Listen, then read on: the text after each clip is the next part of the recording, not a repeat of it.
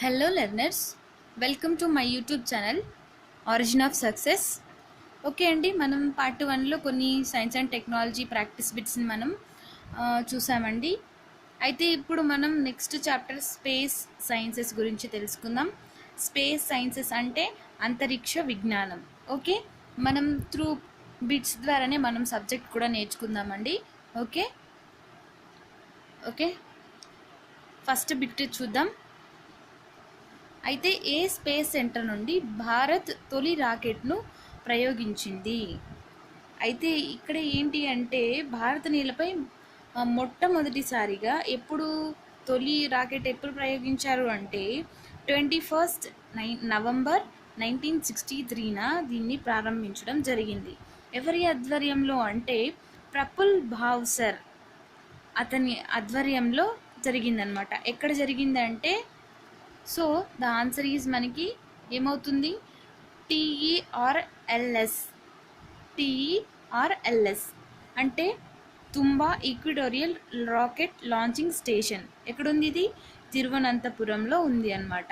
అంటే మన తొలి రాకెట్ని ఎక్కడ నుంచి ప్రయోగించారు అంటే తిరువనంతపురంలోని టీఈఆర్ఎల్ఎస్ నుంచి ప్రయోగించడం జరిగింది. ఓకే, నెక్స్ట్ అయితే మనం ఇప్పుడు ప్రయోగించాం కదా, ఏంటి 21 నవంబర్ 1963 నాడు మన తొలి రాకెట్ని ప్రయోగించాం కదా. అయితే ఇప్పుడు ఇది 2013కి ఎన్నేళ్ళు పూర్తి చేసుకుందంటే 50 ఇయర్స్ని కంప్లీట్ చేసుకుందనమాట. ఓకే, సో ఫైనల్గా దీని ఆన్సర్ ఏంటండి? Option 1. Okay, next question. Okay, ఇప్పుడు ఇస్రో ఏర్పాటు గురించి చూద్దామండి. ఇస్రోని ఎప్పుడు ఏర్పాటు చేశారు? Okay, A year? Okay, the answer is 1969. Okay, అయితే ఇక్కడ ఇస్రో గురించి చూద్దామండి. ఇస్రో ఎప్పుడు ఏర్పాటు చేశారు? 15th August. ఎప్పుడు? 15th ఆగస్టున చేశారనమాట. 15th ఆగస్టున స్టార్ట్ చేశారు. అయితే దీని హెడ్ క్వార్టర్స్ ఎక్కడ ఉంది అంటే బెంగళూరులో ఉందన్నమాట. ఓకే, తర్వాత ఇక్కడ దీని చైర్మన్ ఎవరు? K Sivan. Okay, K Sivan గారు దీని చైర్మన్. Okay, next. అయితే ఇస్రో యొక్క మోటో ఏంటి? Okay, option 1 science and technology in the service of humankind. Option 2 space technology in the service of human kind.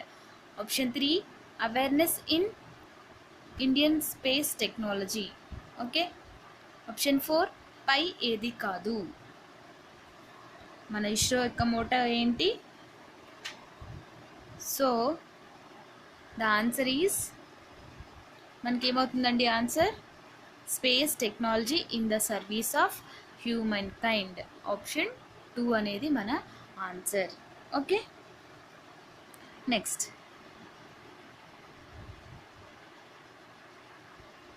ఏంటి? 30th question. అతి తక్కువ కాలం ఇస్రో చైర్మన్గా పనిచేసినది ఈ క్రింది వారిలో ఎవరు? Option 1 Satish Dhawan. Option 2 Shailesh Nayak. Option 3 Kiran Kumar. Option 4 Kasturi Rangan. Okay, అయితే ఇక్కడ ఇంకొకటి అండి, మనం ఇస్రో యొక్క ప్రీవియస్ నేమ్ ఏంటండి? ఇంకోస్పార్ ఎప్పుడు ఏర్పడిందండి అంటే 1962లో. ఇంకోస్పార్ ఫుల్ నేమ్ ఏంటి? Indian national committee for space research. Okay, అయితే అప్పుడు మొదటి చైర్మన్ ఎవరు అంటే విక్రమ్ సారాభాయ్. ఇప్పుడు మన ఫస్ట్ ఇస్రో చైర్మన్ ఎవరు? అప్పుడు కూడా విక్రమ్ సారాభాయ్. ఎప్పటి నుంచి ఎప్పటి వరకు పనిచేశారని అంటే 1963 నుండి 1971 వరకు పనిచేశారు. ఓకే, 63 నుండి 71 వరకు ఎవరు పనిచేశారు? విక్రమ్ సారాభాయ్ గారు పనిచేశారనమాట చైర్మన్గా. అయితే ఇక్కడ మన క్వశ్చన్ ఏంటి ఇక్కడ తక్కువ కాలం ఇస్రో చైర్మన్గా పనిచేసిన వారు ఎవరు? So the answer is Shailesh Nayak. ఎవరు? Answer is Shailesh Nayak. ఇతను ఏంటి అంటే ఓన్లీ 12 days మాత్రమే పనిచేయడం జరిగిందనమాట. ఓన్లీ 12 days మాత్రమే పనిచేయడం జరిగింది. Okay, next.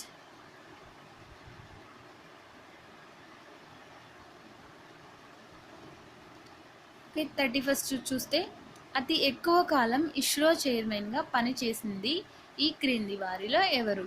ఇప్పుడు తక్కువ కాలం పనిచేసిన వారు ఎవరు? శైలేష్ నాయక్ పనిచేశారనమాట. అయితే ఇప్పుడు ఎక్కువ కాలం పనిచేసింది ఎవరు అంటే first option Satish Dhawan, option 2 MGK Menon, option 3 Madhav Nair, option 4 K Radhakrishnan.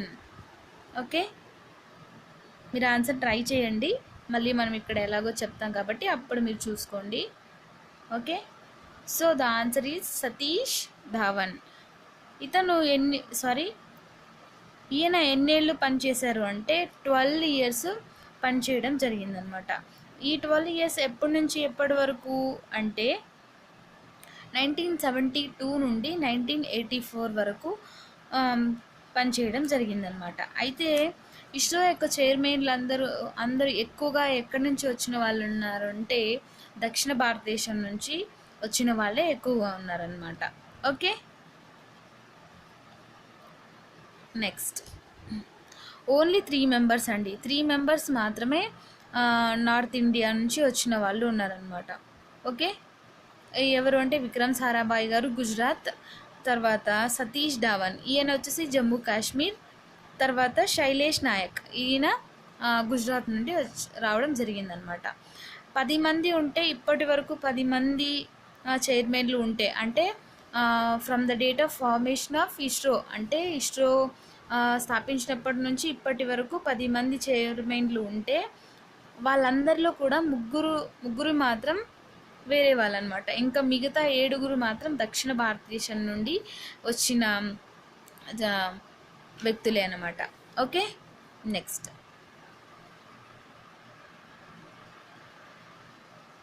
Okay, IAF hall of fame award ఎవరికి లభించింది? Okay, option 1 Satish Dhawan, option 2 K Sivan, option 3 MR Rao, option 4 MGK Menon. Okay,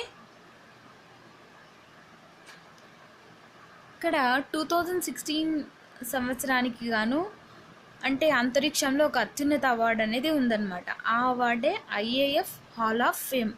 IAF అంటే ఏంటి ఇక్కడ అంటే ఇంటర్నేషనల్ ఆస్ట్రోనాటికల్ ఫెడరేషన్ అన్నమాట. అయితే ఏంటి ఇప్పుడు దీని హెడ్ క్వార్టర్ వచ్చేసి ప్యారిస్లో ఉంది. అయితే ఇది ఎప్పుడు ఏర్పడిందంటే 1915లో ఏర్పడిందనమాట. అయితే ఈ IAF hall of fame award MR Rao గారికి లభించడం జరిగిందనమాట. అయితే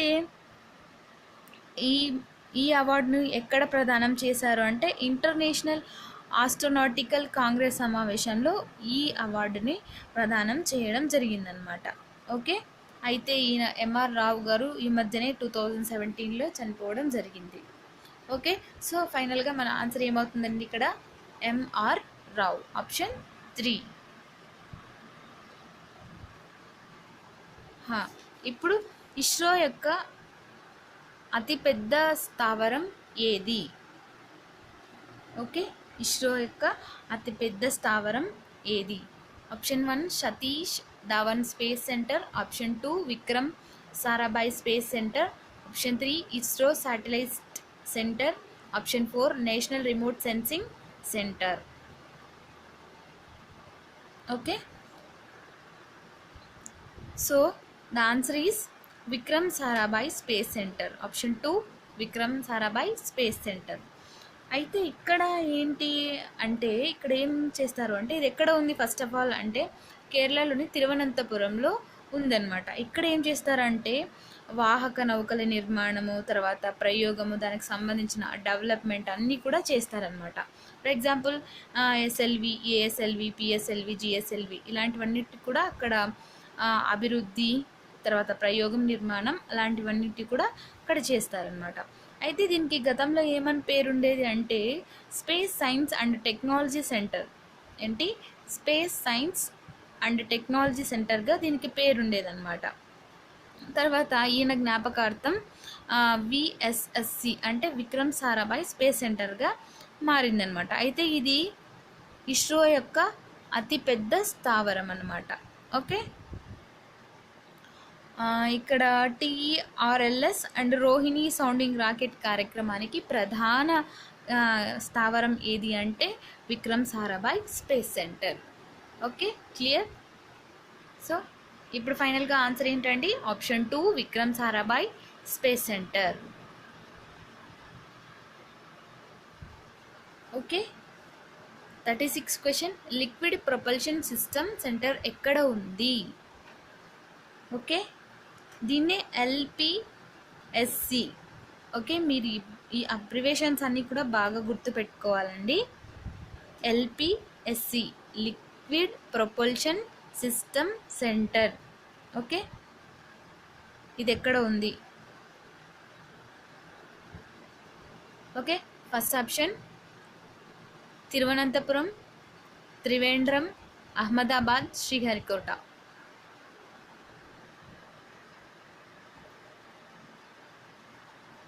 ఓకే, ఇప్పుడు మనం ఆన్సర్ కనుక చూస్తే మనం త్రివేంద్రంలో ఉందండి. ఎల్పిఎస్సి అనేది త్రివేంద్రంలో కేరళలో ఉందన్నమాట. అయితే ఇదెందుకు ఉంది అసలు అంటే రాకెట్లో యూస్ చేస్తారు కదా ఫ్యూయల్, అది ఇక్కడ తయారు చేస్తారనమాట. అయితే ఇలాంటివి 2 యూనిట్స్ ఉన్నాయన్నమాట. ఒకటి యూనిట్ వచ్చేసి తిరువనంతపురంలో ఉంది, ఇంకొకటి బెంగళూరులో ఉందన్నమాట. అయితే ఇంకొకటి ఐపిఆర్సి అని ఇంకొకటి ఉందండి. అంటే దీని యూనిటే అది కూడా ఏంటి అది అంటే ఐపిఆర్సి అంటే ఇస్రో ప్రొపల్షన్ కాంప్లెక్స్. ఇది ఎక్కడ ఉంది అంటే మహేంద్రగిరి కొండల్లో తమిళనాడులో ఉందన్నమాట. అయితే దీన్ని ఇప్పుడు ఏమని పిలుస్తున్నారు అంటే జెట్ ప్రొపల్షన్ ల్యాబొరేటరీ ఇండియా అని పిలుస్తున్నారనమాట. ఓకే, ఈ ఐపిఆర్సి అంటే ఇస్రో ప్రొపల్షన్ కాంప్లెక్స్. ఇది క్రయోజెనిక్ ఇంజన్లోని ఇంధనాల తయారీ మరియు పరీక్షలు నిర్వహిస్తుంది. క్రయోజెనిక్ ఇంజన్లలో ఇంధనాలు తయారీ మరియు పరీక్షలను నిర్వహిస్తుంది అన్నమాట. ఓకే, ఇదండి, క్లియర్? ఓకే, ఇప్పుడు మన ఆన్సర్ ఏమవుతుంది? ఆప్షన్ 2 త్రివేంద్రం. అయితే తిరువనంతపురం అనేది దీని యూనిట్ అన్నమాట. ఓకే, మనం ఫస్ట్ ఆప్షన్ త్రివేంద్రమే పెట్టాలి. ఓకే, నెక్స్ట్ ఇప్పుడు ఫిజికల్ రీసెర్చ్ ల్యాబొరేటరీ స్థాపకుడు ఎవరు? Option 1 HJ Bhabha, option 2 Abdul Kalam, option 3 Vikram Sarabhai, option 4 PP Ray. Okay,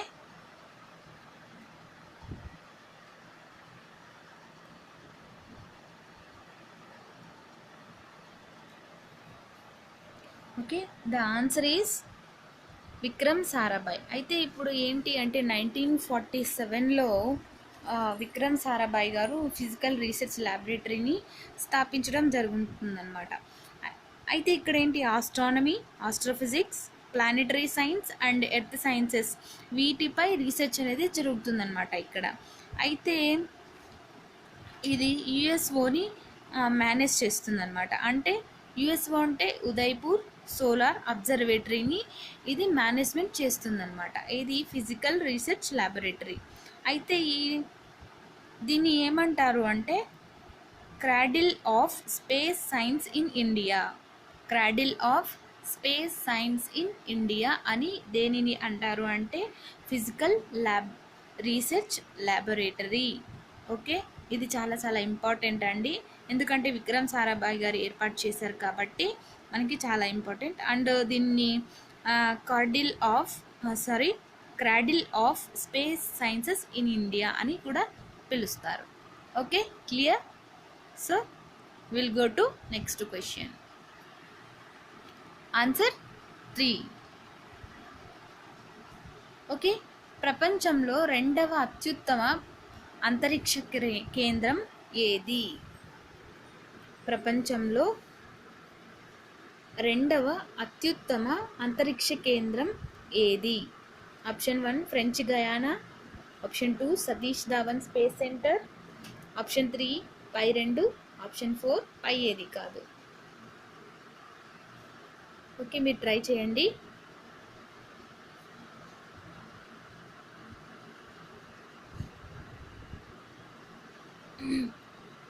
okay, the answer is option 2 Satish Dhawan space centre. దీన్ని ఇంకొక రకంగా ఏమంటారు అంటే Sriharikota high altitude and ranging SHAR అని కూడా అంటారనమాట. ఇది ఎక్కడ ఉంది? నెల్లూరు జిల్లాలోని శ్రీహరికోట. ఓకే, ఇక్కడ ఏంటి అంటే దీని గురించి చూద్దామండి. ఇది ఒక రాకెట్ ప్రయోగ కేంద్రం అన్నమాట. అయితే దీనిని 2002 నుండి సతీష్ ధావన్ స్పేస్ సెంటర్గా పిలుస్తున్నారనమాట. అయితే దీని యొక్క ప్రస్తుత డైరెక్టర్ ఎవరు అంటే ఎస్ పాండియన్. ఓకే, ఇక్కడ ప్రస్తుతం 2 లాంచ్ ప్యాడ్స్ ఉన్నాయి, థర్డ్ది డెవలప్మెంట్లో ఉంది. ఓకే, ఇక్కడ మానవ సహిత అంతరిక్ష యాత్ర ఇక్కడ నుంచే స్టార్ట్ అవుతుందన్నమాట. అయితే ఇక్కడ ప్రయోగించిన మొట్టమొదటి ఉపగ్రహం ఏది అంటే రోహిణి 125. అది ఎప్పుడు అంటే 1967. ఓకే, అయితే ఫ్రెంచ్ గయానా అనేది ప్రపంచంలో అత్యుత్తమ కేంద్రం అన్నమాట. ఆ తర్వాత మన సతీష్ ధావన్ స్పేస్ సెంటర్ ప్రపంచంలోనే రెండవ అత్యుత్తమ కేంద్రం. Okay, clear? నెక్స్ట్ 39. భూ పరిశీలన, విపత్తుల నిర్వహణ కార్యక్రమాలు నిర్వహించడానికి ఏర్పాటు చేయబడిన ఇస్రో విభాగం ఏది? Okay, first option national atmospheric research laboratory, option 2 ISRO satellite centre, option 3 national remote sensing centre, option 4 పై ఏవి కాదు. ఓకే, ఫస్ట్ ఆప్షన్ కనుక మనం చూస్తే నేషనల్ అట్మాస్ఫియరిక్ రీసెర్చ్ ల్యాబొరేటరీ. ఇది ఎందుకంటే వాతావరణ శాస్త్రాల గురించి రీసెర్చ్ చేస్తుంది అనమాట. ఇది NARL. ఓకే, అయితే దీనికి ప్రీవియస్ నేమ్ ఏంటి అంటే national మెసోస్ఫియర్ stratosphere troposphere radar facility అని దీన్ని పిలిచేవారు అనమాట. ఆన్సర్ అయితే ఇది కాదండి, నేను జస్ట్ చెప్తున్నాను. ఇంకొకటి ఇస్రో శాటిలైట్ సెంటర్ ఇది ఎక్కడ ఉందంటే కర్ణాటకలో ఉంది. ఓకే, ఇక్కడ శాటిలైట్స్ యొక్క రూపకల్పన, డెవలప్మెంట్ వీటన్నింటి గురించి కూడా రీసెర్చ్ చేస్తారనమాట. Okay, next national remote sensing centre ఇక్కడ ఏంటి అంటే ఇది హైదరాబాద్లో ఉంది. ఇదేంటి భూ పరిశీలన, తర్వాత విపత్తుల నిర్వహణ కార్యక్రమాలకు సంబంధించినవన్నీ రీసెర్చ్ చేస్తుంటుంది అనమాట. అయితే భారతదేశ భూభాగాన్ని మొత్తం మ్యాపింగ్ చేస్తూ ఇస్రో ఒక వెబ్సైట్ అనేది, ఒక పోర్టల్ అనేది స్టార్ట్ చేసిందనమాట. దాన్ని ఏమంటారంటే భూ సంపద అని అంటారనమాట. అయితే నేషనల్ రిమోట్ సెన్సింగ్ సెంటర్కి సంబంధించి 4 హెడ్ క్వార్టర్స్ అయితే ఉన్నాయండి. ఒకటి పరిపాలన విభాగం వచ్చేసి బాలానగర్లో ఉంది, తర్వాత ప్రయోగశాలలు పటాన్ చెరువులో ఉన్నాయి, తర్వాత గ్రౌండ్ రిసీవింగ్ స్టేషన్ వచ్చేసి షాద్నగర్లో ఉంది, తర్వాత 4 శిక్షణ వసతులు వచ్చేసి డెహ్రాడూన్లో ఉన్నాయన్నమాట. ఇది వెరీ వెరీ ఇంపార్టెంట్ అండి. ఓకే, నెక్స్ట్ అప్పుడు మన ఫైనల్గా ఇప్పుడు ఆన్సర్ ఏమవుతుంది మంది? Option 3 national remote sensing centre Hyderabad. Okay, next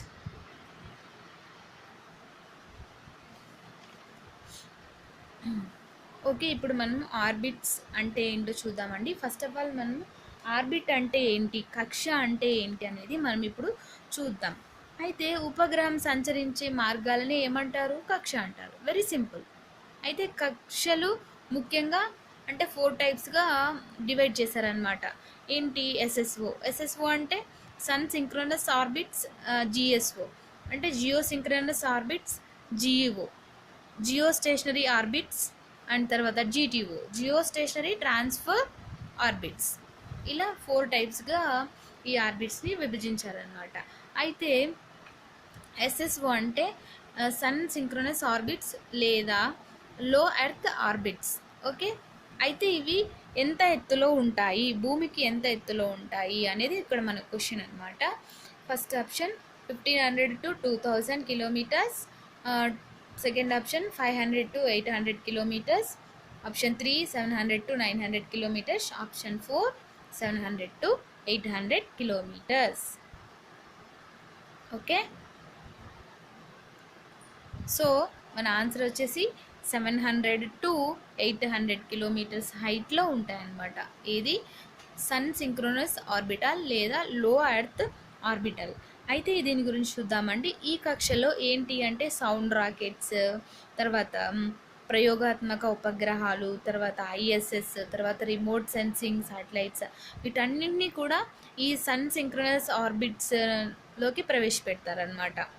అయితే ఇది ఎట్లా అంటే అంటే ఇమేజెస్ని ఎలా తీసి పంపిస్తుందంటే ఒక ప్రాంతాన్ని ఒక రోజు ఒకే సమయంలో మాత్రమే ఇది పిక్స్ని పంపించడం జరుగుతుందన్నమాట. ఏది sun synchronous orbits. Okay, next. Okay, clear. ఇప్పుడు ఆన్సర్ ఏంటి మంది? Fourth option 700 to 800 kilometres. Okay, geosynchronous orbits భూమి నుండి ఎంత ఎత్తులో ఉంటాయి? జియోసింక్రనస్ ఆర్బిట్స్ ఎంత ఎత్తులో ఉంటాయి? దీన్నే తెలుగులో భూ ఆవర్తిత కక్ష అని అంటారు.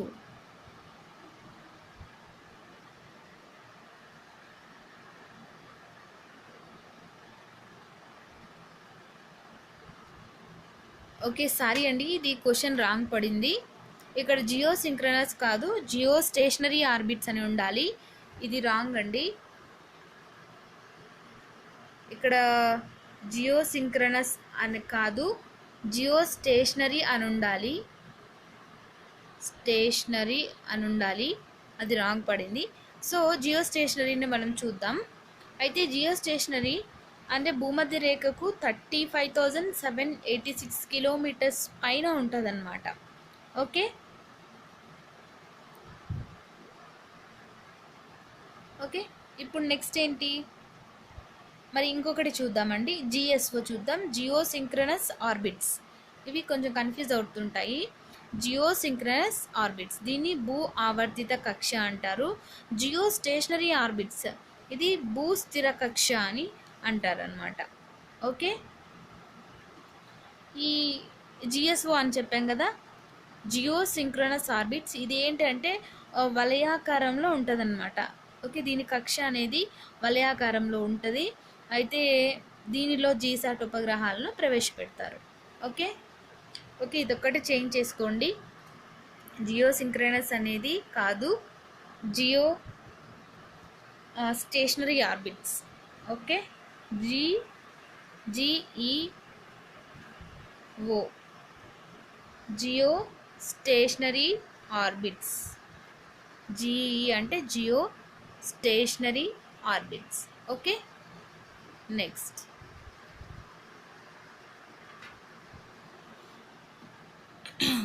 తర్వాత జీటీఓ చూద్దామండి. జియో స్టేషనరీ ట్రాన్స్ఫర్ ఆర్బిట్స్ అంటే భూస్థిర మార్పిడి కక్ష.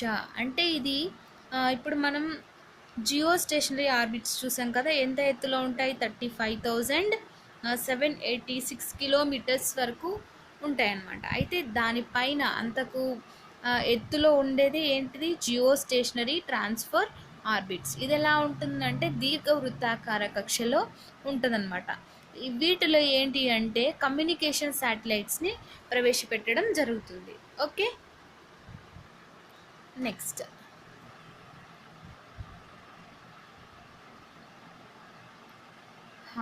ఇక్కడ చూడండి, జీసాట్ను ఏ కక్షలో ప్రవేశపెడతారు? ఓకే, భూ ఆవర్తిత కక్ష, భూ స్థిర కక్ష, భూ స్థిర మార్పిడి కక్ష. భూ ఆవర్తిత కక్ష అంటే జియో సింక్రనస్ ఆర్బిట్. సెకండ్ భూ స్థిర కక్ష అంటే జియో స్టేషనరీ ఆర్బిట్. మూడోది వచ్చేసి Jio stationery transfer orbits. Okay, ఇప్పుడు మన క్వశ్చన్ ఏంటి అంటే జీశాట్ను ఏ కక్షలో ప్రవేశపెడతారు? So the correct answer is భూ ఆవర్తిత కక్ష. అయితే ఇది మనం అనుకున్నాం కదా, ఏంటి ఇది ఏ షేప్లో ఉంటుంది? వలయాకార కక్షలో ఉంటుందన్నమాట. ఇది ఏంటి? Geosynchronous orbit. Okay, clear. Next,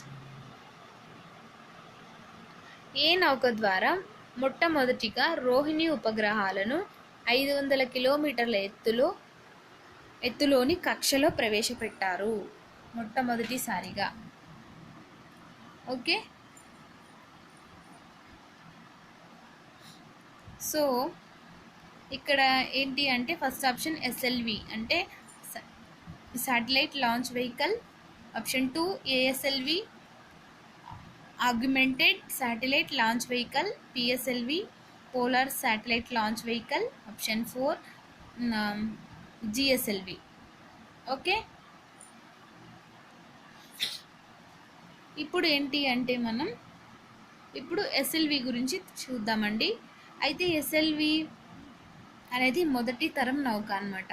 అయితే ఏంటి అంటే ఉపగ్రహాలను మనము స్పేస్లో పంపించాలని అవసరంతో ఏం చేశారు, సాంకేతిక పరిజ్ఞానాన్ని సంపాదించుకోవాలనే ఒక థాట్తో ఈ ప్రాజెక్ట్ని స్టార్ట్ చేశారనమాట.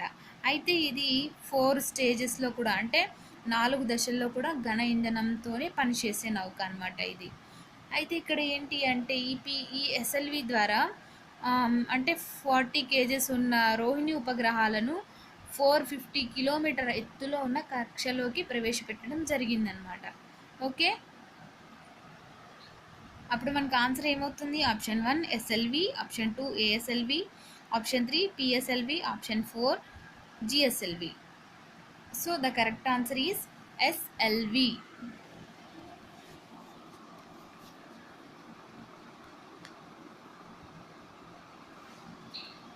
race winning of ISRO or work horse of ISRO అని ఏ నౌకను అంటారు అంటే ఏ రాకెట్ను అంటారు? Option 1 SLV, option 2 PSLV, option 3 ASLV, option 4 పై ఏది కాదు. ఓకే, ఇప్పుడు మనం so the answer is PSLV. అయితే పిఎస్ఎల్విని race winning horse of ISRO or work horse of ISRO అని కూడా పిలుస్తారనమాట. అయితే ఇక్కడ ఏంటి పిఎస్ఎల్వి ఎలాంటి ఉపగ్రహాలను తీసుకెళ్తుంది, ఎన్ని కిలోల బరువు ఉన్న ఉపగ్రహాలను తీసుకెళ్తుంది అనేవి మనం ఇప్పుడు చూద్దామన్నమాట. అంటే 1750 కిలోల బరువున్న రిమోట్ సెన్సింగ్ ఉపగ్రహాలను 900 కిలోమీటర్స్ ఎత్తులో ఉన్న పోలార్ సన్ సింక్రనస్ కక్షలోకి ప్రవేశపెట్టడానికి ఇది తయారు చేయడం జరిగిందనమాట. దీన్ని పిఎస్ఎల్వి. అయితే దీని బరువు ఎంత ఉంటుందంటే 294 టన్స్ ఉంటుంది. దీని పొడవు వచ్చేసి 44 మీటర్స్ ఉంటుంది. అండ్ 4 దశల్లో ఇది పనిచేస్తుంది అనమాట.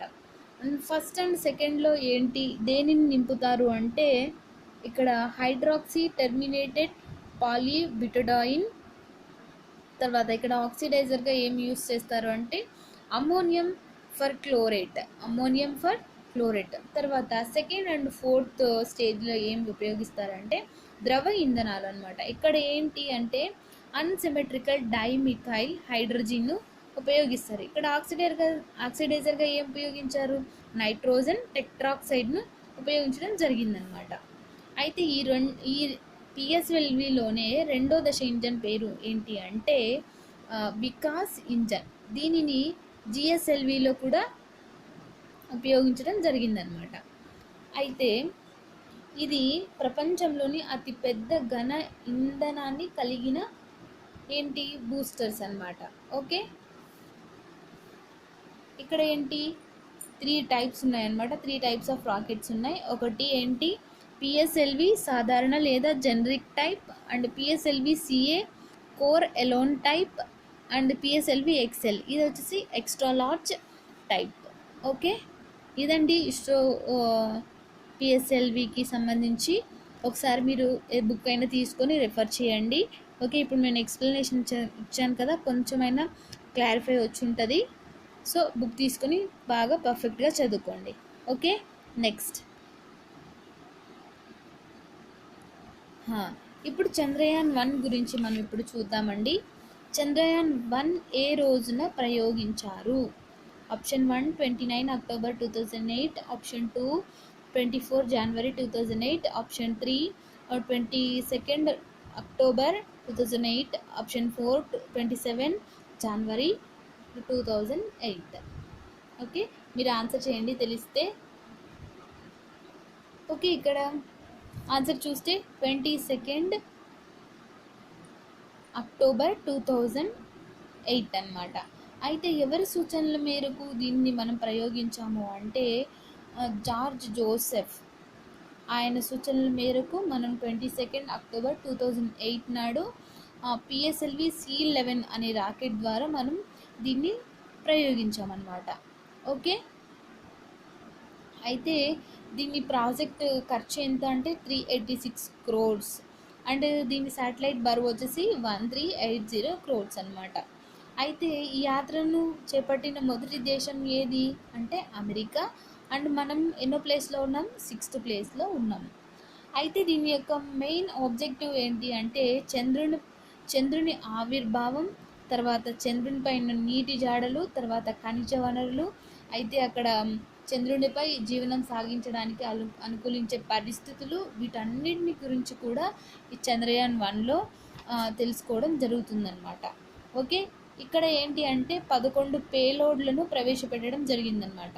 ఓకే, ఇది ఎన్ని రోజులు పనిచేస్తుంది చంద్రయాన్ 1 అంటే 322 days అనేది కరెక్ట్గా పనిచేసింది. అండ్ 60% ఆఫ్ ద వర్క్ని కూడా కంప్లీట్ చేసింది అనమాట. అయితే ఏం జరిగింది అంటే 29 ఆగస్ట్ 2009 స్టార్ సెన్సర్ విఫలం అయ్యిందనమాట. అంటే సంకేతాలు నిలిచిపోయాయి. బట్ 2017 మార్చిలో ఏం జరిగింది అంటే నాసా వారు అంటే అమెరికా వారు చంద్రయాన్ పని చేస్తున్నట్లు చెప్పారనమాట. అయితే ఇక్కడ రిసీవ్ చేసుకునే కేంద్రం ఎక్కడ ఉంది అంటే బెంగళూరులో ఉంది. బెంగళూరులో ఎక్కడ? బైలాలు. ఎక్కడ? Deep space network. Okay, next. So the option is 22 October 2008. Okay, ఇక్కడ చంద్రయాన్ 1 ప్రాజెక్ట్ డైరెక్టర్ ఎవరు అని అడుగుతున్నారు. George Joseph. Option 2 Mylswamy Annadurai, option 3 K Sivan, option 4 A S Kiran Kumar.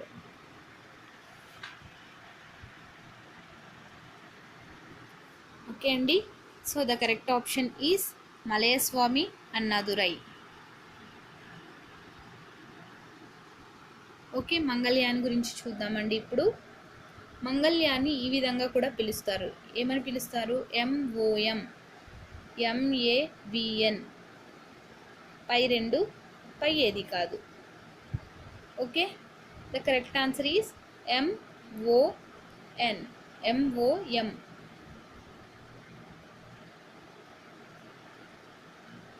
Okay, so ఇప్పుడు మంగళయాన్ గురించి మనం కొంచెం చూద్దామండి, కొంచెం మ్యాటర్. మార్స్ ఆర్బిటర్ మిషన్ అంటే ఇప్పుడు ఏంటి అంటే ఈ కుజగ్రహం పైకి వెళ్ళడానికి చేపట్టిన యాత్ర పేరే మంగళయాన్ ఆర్ మామ్. అంటే MOM అంటే మార్స్ ఆర్బిటర్ మిషన్. ఓకే, ఇక్కడ ఏంటి అంటే ఈ యాత్రను చేపట్టిన సంస్థ ఇస్రో కదా. ఇది ఎన్నోది అంటే 4th అనమాట. అంటే మన దేశం 4వ దేశంగా నిలిచిందనమాట. అయితే ఎంత దూరం ప్రయాణించింది ఇది అంటే 78 కోట్ల కిలోమీటర్స్ ప్రయాణించడం జరిగిందనమాట. ఓకే, ఇక్కడ ఎక్కడి నుంచి ప్రయోగించారు దీన్ని అంటే షార్ అంటే Sriharikota high altitude and ranging. Okay, దీనికోసం ఉపయోగించిన రాకెట్ ఏంటి? PSLV C25. ఓకే, ఈ పిఎస్ఎల్వి C25ని ఏమంటారు అంటే సిల్వర్ జూబ్లీ రాకెట్గా దీనిని పిలుస్తారనమాట. ఓకే, సో మన ఆన్సర్ ఏమవుతుంది? ఫస్ట్ ఆప్షన్ MOM అవుతుంది. సో క్లియరా? సో మంగళయాన్ని ఎప్పుడు ప్రయోగించారు? ఆప్షన్ 1 5/11/2013, ఆప్షన్ 2 24/9/2014, ఆప్షన్ 3 11/5/2013, ఆప్షన్ 4 పై ఏవి కాదు? So the correct answer is November 5, 2013. First option is the correct answer. అయితే ఇప్పుడు 24/9/2014 వచ్చేసి అంటే ఇది కక్షలోకి చేరిన తేదీ అండి. ఇది 24 సెప్టెంబర్ 2014. ఓకే, నెక్స్ట్ మంగళయాన్ 2ను ఇస్రో ఏ సంవత్సరంలో ప్రయోగించడానికి ప్రణాళికలు సిద్ధం చేస్తుంది?